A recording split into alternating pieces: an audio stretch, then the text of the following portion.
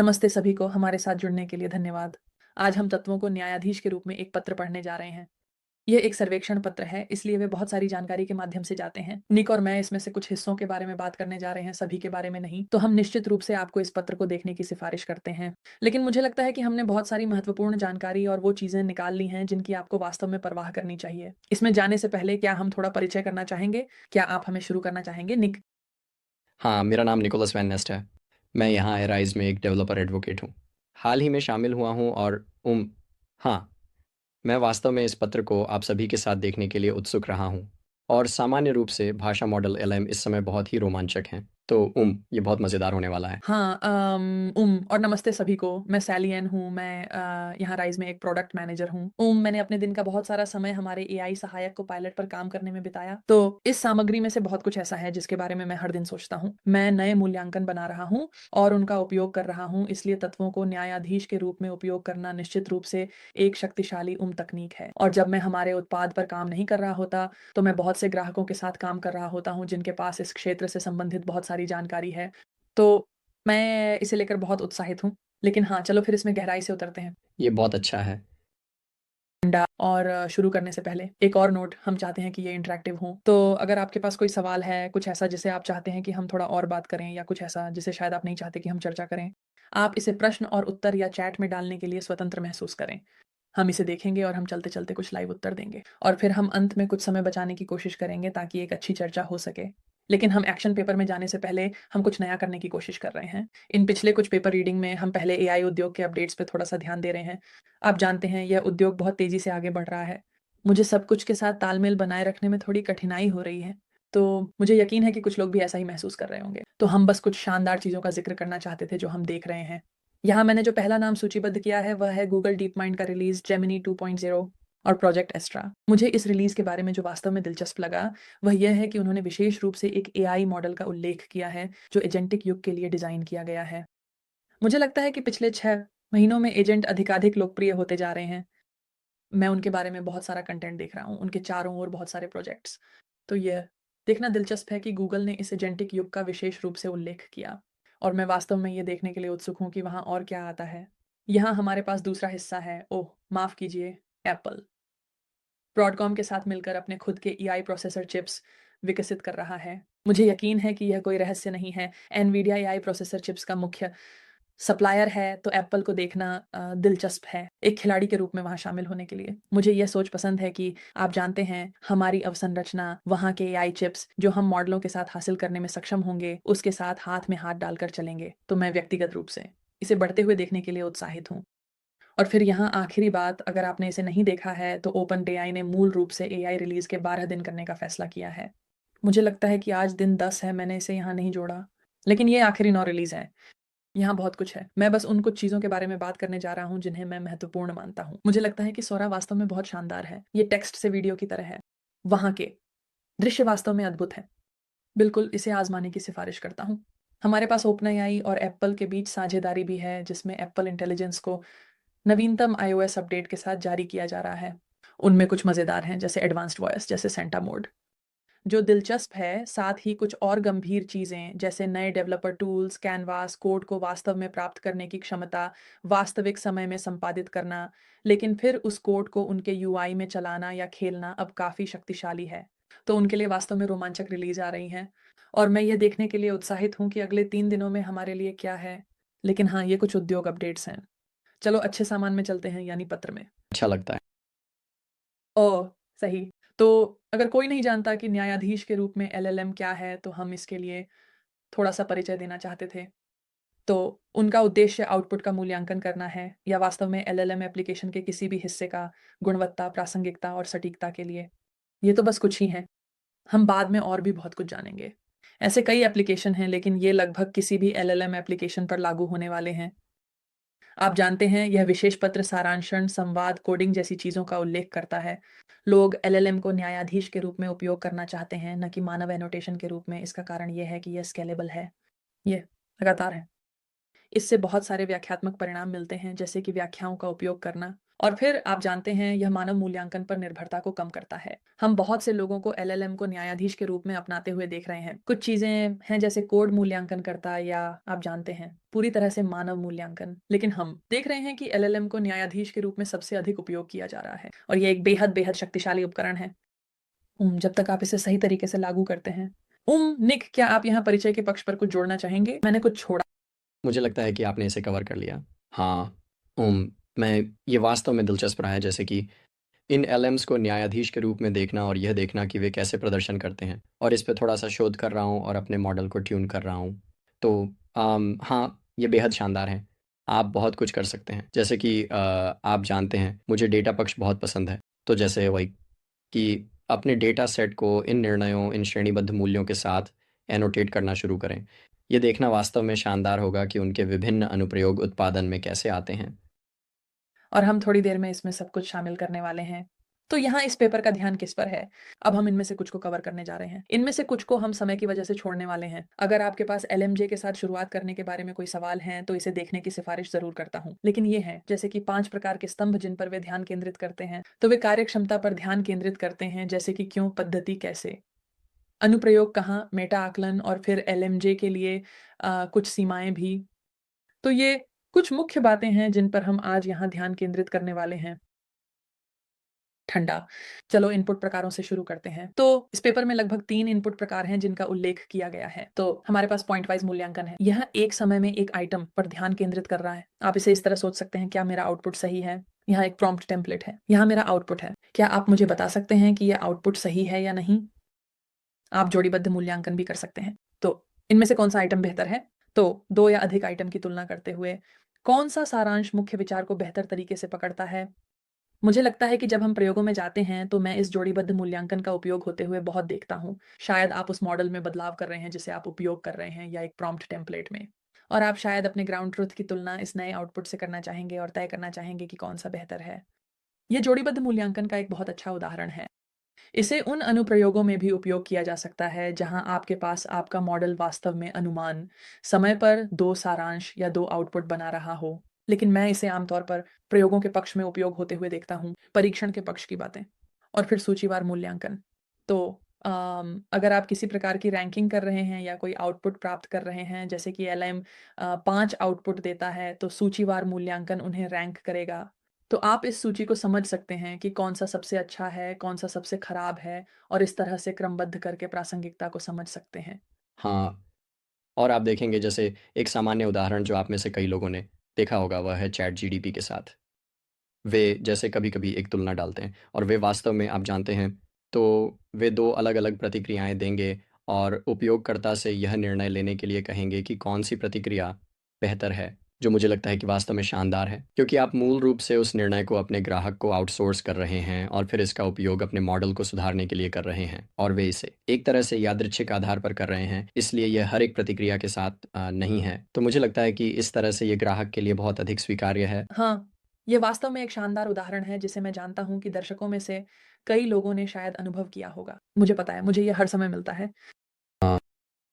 अंडा। इस मामले में मैं इसे लेने के लिए खुश हूँ। हाँ, मूल्यांकन इनपुट मानदंडों के संदर्भ में आप जानते हैं, आप जिस चीज़ का मूल्यांकन कर रहे हैं, आप विभिन्न चीज़ों पर नज़र डाल सकते हैं। उनमें से एक है भाषाई गुणवत्ता, उदाहरण के लिए जैसे प्रवाह, संगति, व्याकरणिक सटीकता, संक्षिप्तता, यह सामग्री की सटीकता भी हो सकती है। आप जानते हैं, तो आपके पास आपका इनपुट हो सकता है और आपके पास प्रदान किया गया संदर्भ हो सकता है और फिर आपके एलएलएम एप्लीकेशन द्वारा उत्पन्न की जा रही प्रतिक्रिया होती है। आपके पास यह एलएमएस बस ऊपर बैठा है और जैसे मनगढ़ंत तथ्यों की तलाश कर रहा है या शायद बहुत अधिक विस्तार जैसी चीज़ें। और फिर आपके पास कार्य विशेष मापदंड होते हैं जैसे जानकारी पूर्णता, पूर्णता, विविधता। जैसे मान लीजिए आप प्रतिक्रियाओं का एक विविध सेट चाहते हैं, न कि सिर्फ आप जानते हैं एक विशेष उत्पाद के लिए एक सुझाव, आप कई उत्पादों का उल्लेख चाहते हैं।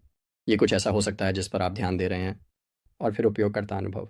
तो जैसे आउटपुट उपयोगकर्ताओं के लिए कितना सहायक या सहज लगता है। तो मुख्य निष्कर्ष के लिए ये सिर्फ उदाहरण हैं, लेकिन सही मानदंड आवेदन के संदर्भ और हितधारकों से इनपुट पर निर्भर करते हैं। सैली, मुझे लगता है कि आप इस पर बहुत जोर देती हैं। बिल्कुल, मैं ग्राहकों से बात करता हूँ या समुदाय के लोगों से बात करता हूँ, तो वहाँ अविश्वास की स्थिति होती है। एलएम के जज के रूप में। ऐसे लोग हैं जो महसूस कर सकते हैं कि वे काम नहीं करते, है ना? और मैं वास्तव में लोगों के साथ गहराई से चर्चा करता हूँ। मुझे सच में लगता है कि वे वास्तव में यह निर्धारित करने के लिए समय नहीं लेते कि उनके आवेदन के लिए सही मानदंड क्या है। और मुझे लगता है कि हितधारकों से आपके इनपुट का उपयोग करने का विचार वास्तव में महत्वपूर्ण है। तो इससे पहले कि कोई भी शुरू करे, आप जानते हैं एलएम के साथ शुरू करने से पहले मूल्यांकन के लिए जज के रूप में मैं हमेशा सुझाव देता हूँ कि वे समझने के लिए कुछ समय निकालें। सफलता के मानदंड कैसे दिखते हैं? उनके आवेदन के लिए अच्छा प्रदर्शन करना का क्या मतलब है? क्या ये सिर्फ सवाल का सही जवाब देना है? विशेष रूप से एजेंटों के साथ चीज़ों में, आप केवल यह नहीं समझना चाहते कि क्या सवाल का सही जवाब दिया जा रहा है, बल्कि क्या इसने सही फ़ंक्शन कॉल किया? क्या इस फ़ंक्शन में सही तर्क थे? आपके सिस्टम को पूरी तरह से समझना। मैं निश्चित रूप से यहाँ किसी को भी सलाह दूँगा जो जज के तत्वों का उपयोग करने के बारे में सोच रहा है कि वे उस मानदंड पर कुछ समय बिताएँ और वास्तव में उन्हें परिभाषित करें और फिर अपने प्रॉम्प्ट टेम्पलेट्स बनाएँ। मुझे लगता है कि जज इवेल्स के उन तत्वों के साथ आप बस बहुत अधिक सफलता देखेंगे और आपको बहुत बेहतर परिणाम मिलेंगे। यहाँ से मेरा निष्कर्ष यही है। शानदार। हम में से कई लोग इसके साथ परिचित हैं। आपके पास विभिन्न प्रकार के संदर्भ हैं जिनका आप उपयोग कर सकते हैं। आप संदर्भ आधारित मूल्यांकन का उपयोग कर सकते हैं, जिसे आप मूल रूप से रैग के रूप में सोच सकते हैं, लेकिन आप अन्य प्रकार के क्यूरेटेड डेटा का भी उपयोग कर सकते हैं। ये सिर्फ एक डेटाबेस से निकाला नहीं जा रहा है। ये हो सकता है कि आपके पास आपके प्रोडक्शन एप्लीकेशन से आने वाले आपके ट्रेस हों और फिर आपने कुछ डेटा मैन्युअली प्रदान किया हो। आपके पास संदर्भ मुक्त मूल्यांकन भी है, जो बस उस जानकारी का उपयोग करता है जो मॉडल में पहले से मौजूद है। तो दोनों ही बहुत मूल्यवान हैं। आउटपुट के संदर्भ में कुछ ऐसा है जिसके बारे में हम आमतौर पर मुख्य रूप से सोचते हैं, प्राथमिक आउटपुट। तो आपके पास आपका प्रोडक्शन मॉडल है जो प्रतिक्रियाएं उत्पन्न कर रहा है। और फिर आपका एलएलएम, जैसे एक न्यायाधीश ऊपर बैठा है, स्कोर या रैंकिंग उत्पन्न कर रहा है या श्रेणीबद्ध कर रहा है। मान आप जानते हैं, मूल रूप से एक उदाहरण होगा, क्या यह तथ्यात्मक है, क्या यह भ्रांति है, या शायद आपके पास एक तीसरी श्रेणी हो सकती है, जैसे क्या यह अस्पष्ट है, चाहे यह तथ्यात्मक हो या भ्रांति, क्या यह बहुत अधिक स्वतंत्रता ले रहा है, वहाँ क्या कुछ ऐसा है जो सब कुछ समेट ले। आपके पास ये अन्य आउटपुट भी हो सकते हैं, जैसे कि स्पष्टीकरण। तो आप जानते हैं, यह इस बात का स्पष्टीकरण होगा कि किसी विशेष श्रेणी को क्यों दिया गया, और इसके अलावा कुछ जैसे फीडबैक। तो आपके प्रोडक्शन ऐप द्वारा उत्पन्न की गई प्रतिक्रिया के साथ आप इसे कैसे सुधार सकते हैं, और जैसे यह एक ऑडिटेबिलिटी और ऑब्जर्वेबिलिटी पहलू देता है जो वास्तव में आपको अपने एप्लीकेशन को जल्दी समझने में मदद कर सकता है। मेरा मतलब है, कोई व्यक्ति इनपुट और आउटपुट को देख सकता है और आप जानते हैं उनके बारे में एक निर्णय ले सकता है, लेकिन यहाँ यह अतिरिक्त टेक्स्ट होना, जैसे ये बिल्कुल बताता है कि आप जानते हैं एक परिणाम क्यों दिया गया, यही से काफ़ी सरल बना सकता है और आपको काम करने के लिए एक बहुत समृद्ध डेटा सेट दे सकता है। मूल्यांकन प्रणालियों के संदर्भ में क्लासिक उदाहरण एकल एलएलएम प्रणाली है। तो ये सरल हैं, ये स्केलेबल हैं, और आप अक्सर ऐसा कुछ देखेंगे। आपके पास एक बहु एलएलएम प्रणाली भी हो सकती है। तो यह सहयोग या प्रतिस्पर्धा की तरह होगा। विभिन्न एलएलएम्स प्रतिक्रियाएं बनाते हैं और फिर शायद एक ऐसा होगा जो सबसे अच्छी प्रतिक्रिया का मूल्यांकन कर रहा है। और फिर जिस उदाहरण को मैं वास्तव में पसंद करता हूँ वह मानव एआई सहयोग प्रणाली है। तो यह एक ऐसी प्रणाली होगी जहाँ एक मानव आपके एलएम की प्रतिक्रियाओं को न्यायाधीश के रूप में देख रहा है और यह निर्धारित कर रहा है कि क्या वे सही प्रतिक्रियाएं हैं। और मैंने पहले उस उदाहरण का उल्लेख किया था कि यह एक इंजीनियर द्वारा किया जा सकता है जो अराइज प्लेटफॉर्म का उपयोग कर रहा है। वह बस देख सकता है और मैन्युअल रूप से एनोटेट कर सकता है। इसके अलावा अराइज में बहुत सारी कार्यक्षमता है जो आपको यह करने देती है। आप जानते हैं, अपने ग्राहकों को यह प्रदान करें और अपने ग्राहकों से डेटा इकट्ठा करें ताकि आप वास्तव में समृद्ध डेटा सेट प्राप्त कर सकें जो उस मानव मूल्यांकन को शामिल करते हैं। हाँ, मैं इस मानव एआई सहयोग को देखता हूँ। जैसे ये मुझे लगता है वहाँ सोने का मानक होना चाहिए। ये ऐसा है, आपको एलएलएम को न्यायाधीश के रूप में उपयोग करना चाहिए। ये आपका समय बचाने वाला है, ये आपको पैसे बचाने वाला है, लेकिन आपको उस मानव को प्रक्रिया में शामिल करना होगा ताकि यह सुनिश्चित किया जा सके कि आप जानते हैं कि आपकी मूल्यांकन प्रणाली कहाँ गलत हो रही है। मेरा मानना है, एक चीज़ मैं अक्सर कहता हूँ, आकलन स्थायी नहीं है। आप वहाँ सेट करते हैं जो आपको सही लगता है और फिर आप इसे देख रहे होते हैं और आप इन्हें समय के साथ समायोजित और सुधारते रहेंगे और आप ये सबसे अच्छा तरीके से डेटा के साथ कर सकते हैं। तो आप जो बता रहे हैं, आप यह कर सकते हैं, एनोटेट कर सकते हैं, इसे एक डेटा सेट में सहेज सकते हैं और आप इसका उपयोग वास्तव में अपने मूल्यांकन टेम्पलेट को अनुकूलित करने के लिए कर सकते हैं। लेकिन मुझे लगता है कि यही वहाँ सोने का मानक है। हमें वास्तव में दर्शकों से संख्या संबंधी आउट पॉइंट के बारे में एक सवाल मिला है, क्या इसके सही होने के लिए कोई फीडबैक तंत्र है या नहीं? और एक चीज़ जिसे मैं इस पे ध्यान दिलाना चाहता था, वो ये है कि मुझे लगता है कि आपने शायद पहले ही इसका थोड़ा उल्लेख किया है निक, वह है हम निश्चित रूप से अनुशंसा करते हैं कि जब एलुम को न्यायाधीश के रूप में उपयोग किया जाए, तो श्रेणीबद्ध फेबल्स का उपयोग किया जाए। हमारे पास इस पर कुछ शोध है और इस पर कुछ अन्य पत्र भी जारी किए गए हैं। एलुम जब संख्या संबंधी आउटपुट उत्पन्न करने की बात आती है, तो वह वास्तव में अच्छा नहीं करता और ये वास्तव में ये जानना थोड़ा मुश्किल है कि ये सही है या नहीं। ये इस पर निर्भर करता है कि आप क्या मूल्यांकन करने की कोशिश कर रहे हैं। कुछ ऐसे कोड आधारित तंत्र हैं जिनका आप उपयोग कर सकते हैं यह सुनिश्चित करने के लिए कि यह सही है। लेकिन अगर ऐसा है तो आपको शायद शुरुआत में मूल्यांकन के लिए कोड का ही उपयोग करना चाहिए। तो ये मेरी सलाह होगी। लेबल्स का उपयोग करने की कोशिश करें। यहाँ तक कि अगर आपके पास कुछ ऐसा है जैसे 1 से 5 और आप स्कोर करना चाहते हैं, तो कोशिश करें कि उन्हें प्राकृतिक भाषा के साथ जोड़ें। मुझे लगता है कि आप वहाँ बहुत बेहतर परिणाम पाएँगे। हाँ, और इस पर विस्तार से बताने के लिए जब आप एक एलएलएम को इनपुट देते हैं, तो ये अक्सर आपको विभिन्न आउटपुट देता है। आप जानते हैं हर बार अलग-अलग टेक्स्ट। तो आप जानते हैं इन ज़ीरो शॉट स्थितियों में आप मूल रूप से आप इसे करवा रहे हैं। स्कोर, लेकिन ये ज़रूरी नहीं है कि ये पिछले सभी स्कोरों को जानता हो जो इसे पहले दिए गए थे। तो आप जानते हैं अक्सर जैसे ट्रेस के बीच साइड बाय साइड तुलना करने से आपको यह समझने में मदद मिल सकती है कि कौन-सा उत्तर बेहतर था और कौन-सा उत्तर खराब था।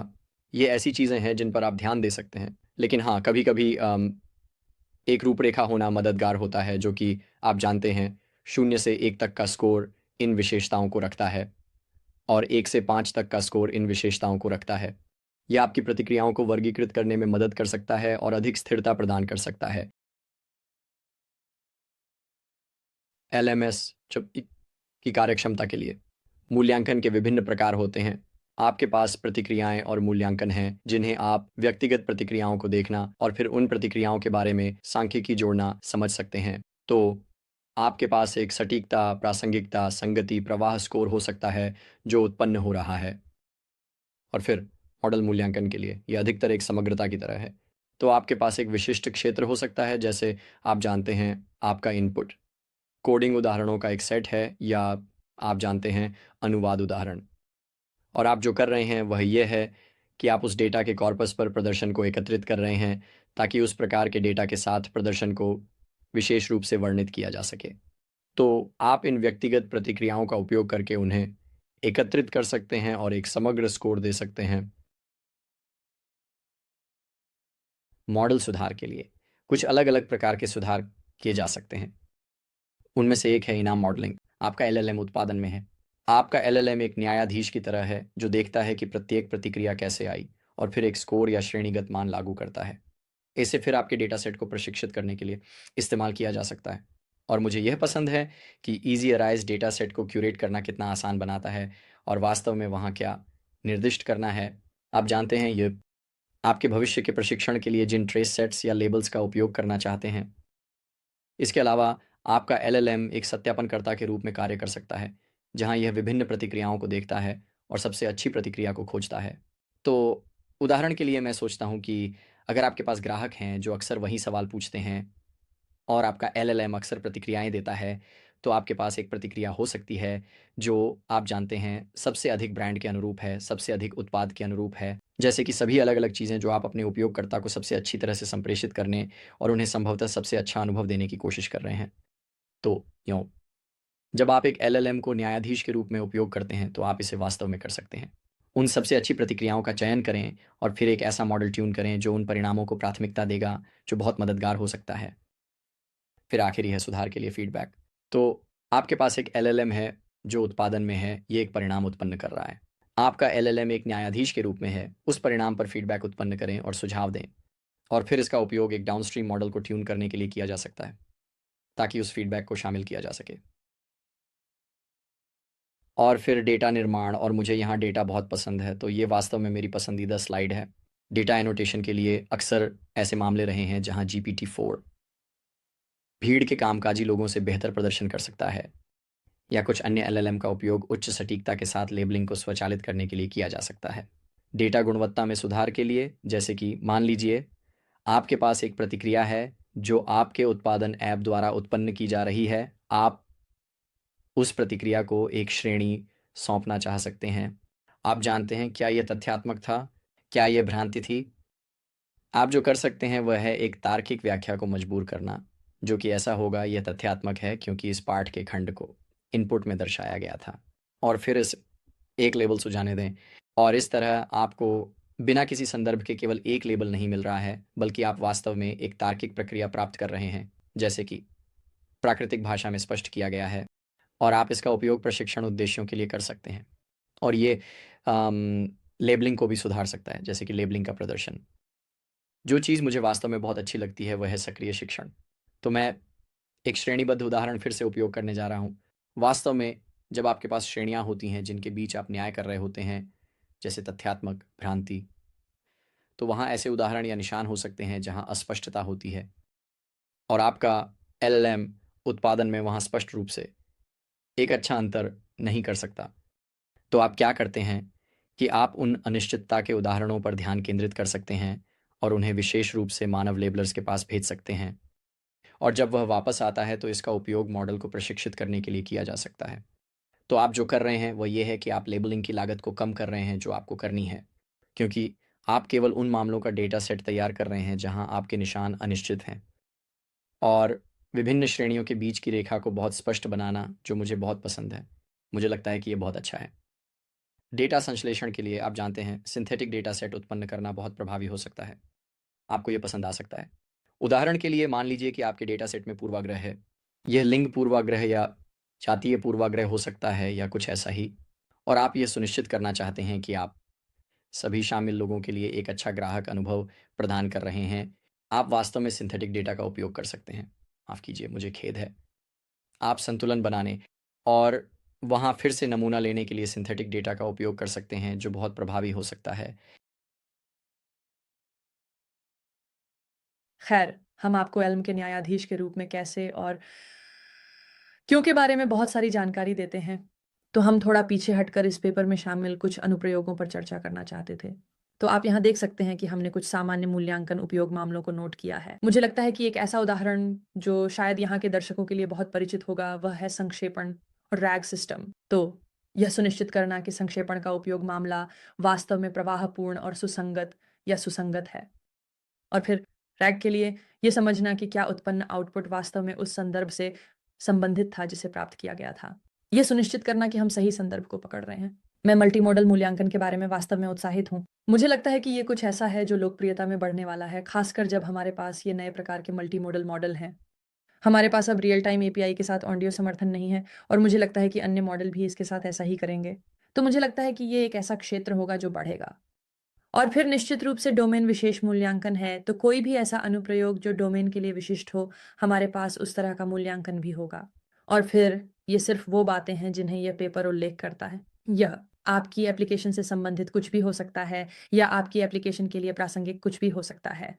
और यह वास्तव में आपके मूल्यांकन मानदंड द्वारा परिभाषित होने वाला है, या इसे परिभाषित किया जाएगा, और यह सफलता के मानदंड पर निर्भर करेगा जो उस डोमेन और हितधारकों की आवश्यकताओं के आधार पर है। समय की दृष्टि से मुझे लगता है कि चलो इस स्लाइड को छोड़ देते हैं और बस जल्दी से सीमाओं पर चलते हैं। उम, तो आखिरी बात बस मैट्रिक्स के बारे में थोड़ी-सी है, लेकिन मैं न्यायाधीश के रूप में उनके कुछ सीमाओं के बारे में बात करना चाहता हूँ। तो ये वो सीमाएँ हैं जिन्हें पेपर ने उजागर किया है। मुझे लगता है कि आप ये तर्क कर सकते हैं कि वहाँ न्यायाधीश के रूप में तत्व के बारे में समुदाय की धारणा के आधार पर और भी कुछ है। लेकिन निश्चित रूप से आप जानते हैं पूर्वाग्रह और निष्पक्षता के मुद्दे हैं। क्षेत्रीय विशेषज्ञता की कमी, प्रॉम्प्ट संवेदनशीलता, प्रतिकूल प्रतिकूल इनपुट के प्रति संवेदनशीलता, साथ ही ये संसाधन की दृष्टि से भी तीव्र हैं। तो ये बस वो सीमाएँ हैं जो उन्होंने सामने रखी हैं। मुझे लगता है कि उनमें से कुछ मेरी राय में वास्तव में उतनी सीमाएँ नहीं हैं, जैसे कि मुझे लगता है कि पूर्वाग्रह और निष्पक्षता उनमें से एक है। मुझे लगता है कि यह निश्चित रूप से कुछ ऐसा है जिसे ध्यान में रखा जाना चाहिए, खासकर यदि आप किसी संवेदनशील क्षेत्र में कुछ कर रहे हैं, जैसे कि चिकित्सा डेटा के साथ काम करना या कुछ भी। यह वास्तव में एक मानव पर प्रभाव डालेगा और उस मानव के लिए अन्यायपूर्ण परिणाम उत्पन्न करने का अवसर देगा। लेकिन मैं ये कहूँगा कि मुझे लगता है कि इन LLM प्रदाताओं में से कई के पास ये रेड टेप टीमें मौजूद हैं। वे यहाँ इस जोखिम को कम करने के लिए बहुत कुछ कर रहे हैं। तो मुझे लगता है कि इनमें से ये वह है जिसे एक अंतिम उपयोगकर्ता के रूप में मैं सबसे कम चिंतित रहूंगा। फिर से मैं ये नहीं कह रहा हूँ कि हमें इसे कभी भी नजरअंदाज करना चाहिए। ये कुछ ऐसा है जिस पर हमेशा ध्यान दिया जाना चाहिए, खासकर उन संवेदनशील मुद्दों में। लेकिन मुझे लगता है कि LLM प्रदाताओं से हमें वहाँ बहुत सारी सुरक्षा मिल रही है। फिर हम बात कर सकते हैं, मुझे लगता है यहाँ अगले स्लाइड पर जा सकते हैं और बस जल्दी से इनसे निपटने के बारे में बात कर सकते हैं। यदि आप पूर्वाग्रह और निष्पक्षता के बारे में चिंतित हैं, तो मुझे लगता है कि आपको निश्चित रूप से नियमित रूप से इनकी ऑडिट करनी चाहिए। निष्पक्षता और पूर्वाग्रह पर एक मूल्यांकन करना चाहिए, ये सुनिश्चित करने के लिए कि आपके एप्लीकेशन में ये हो रहा है। क्षेत्रीय विशेषज्ञता को बढ़ाने के लिए मुझे वास्तव में लगता है कि यदि आप हितधारकों और विषय विशेषज्ञों को शामिल करके मानदंडों को परिभाषित करते हैं, तो आप इस सीमा को पार कर सकते हैं। यदि आप अपने मॉडल पर कुछ बुनियादी चीज़ डालते हैं जिसमें एक एलम न्यायाधीश के रूप में है, तो आप इस क्षेत्रीय विशेषज्ञता की कमी का अनुभव कर सकते हैं। लेकिन मुझे लगता है कि यदि आप अपने मानदंडों को परिभाषित करते हैं, तो आप इसे उतना नहीं देख पाएंगे। और मुझे लगता है कि इन वास्तव में जटिल कार्यों में मानव मूल्यांकनकर्ताओं को एक और स्तर के रूप में जोड़ना बहुत मददगार होगा। मुझे लगता है आप जानते हैं, ये सुनिश्चित करना कि आपके पास मानक प्रॉम्प्ट हैं, प्रॉम्प्ट संवेदनशीलता के आसपास किसी भी चिंता के लिए अच्छा है। और मुझे लगता है बस फिर से, यदि यह आपकी चिंता है, तो इस पर एक मूल्यांकन करना एक और बेहतरीन तरीका है ताकि आपको एक संकेत मिल सके। और एक और कदम उठाने में सक्षम होना, जैसे कि एक गार्डरेल या कुछ और, या अपने प्रॉम्प्ट्स में और निर्देश जोड़ना। और फिर अंत में ये सिर्फ गणनात्मक लागतें हैं। मुझे लगता है आप जानते हैं, अपने पाइपलाइनों को अनुकूलित करना और फिर जब संभव हो छोटे कार्य विशेष मूल्यांकन का उपयोग करना, यह आपको वहाँ लागत में थोड़ी मदद करेगा। ठंडा। आइए यहाँ से निष्कर्षों के साथ शुरू करते हैं। क्या आप हमें शुरू करना चाहेंगे? हाँ, तो LLMs को मूल्यांकनकर्ताओं के रूप में बहुत बहुप्रकारी माना जा सकता है और इन्हें विभिन्न अनुप्रयोगों में लागू किया जा सकता है। वे विभिन्न क्षेत्रों और कार्यों में प्रतिक्रियाओं, मॉडलों और डेटा सेट्स का मूल्यांकन कर सकते हैं। वे मूल्यांकन संदर्भ विशेष होता है, इसलिए सफलता अच्छी तरह से परिभाषित मानदंडों पर निर्भर करती है, जो हितधारकों के लक्ष्यों और एप्लीकेशन की आवश्यकताओं के साथ संरेखित होते हैं, जैसा कि हल्याणे ने कहा। और फिर कुछ चुनौतियां हैं। पक्षपात, पैमाने पर वृद्धि और प्रॉम्प्ट विविधता, सावधानीपूर्वक डिजाइन और निगरानी की आवश्यकता को उजागर करते हैं। और फिर हाँ, मानव AI सहयोग महत्वपूर्ण है। तो हाँ, बस उन उदाहरणों के बारे में, जैसे आप जानते हैं अराइज की क्षमता का उपयोग करना, आप जानते हैं मानव एनोटेशन जोड़ने के लिए यह एक बेहतरीन उदाहरण है। आप जानते हैं यह सुनिश्चित करने का कि आप फीडबैक को शामिल कर रहे हैं, और इसके लिए स्केलेबिलिटी के 7 तरीके हैं अपने ग्राहक की फीडबैक का उपयोग करते हुए। और फिर पेपर के परे, व्यावहारिक सफलता के लिए रचनात्मकता, आवर्ती परीक्षण और व्यापक कार्य प्रवाहों के साथ एकीकरण की आवश्यकता होती है। तो हाँ, ये सब।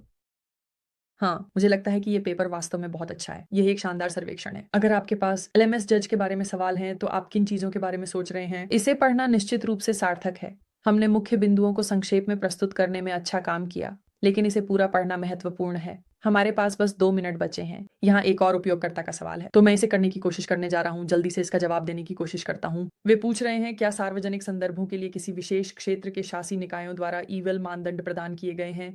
मुझे सच में लगता है कि आपको यह विचार करना चाहिए कि आपका विशेष अनुप्रयोग क्या है। ईवल्स के मामले में एक ऐसा समाधान नहीं है जो सभी के लिए उपयुक्त हो।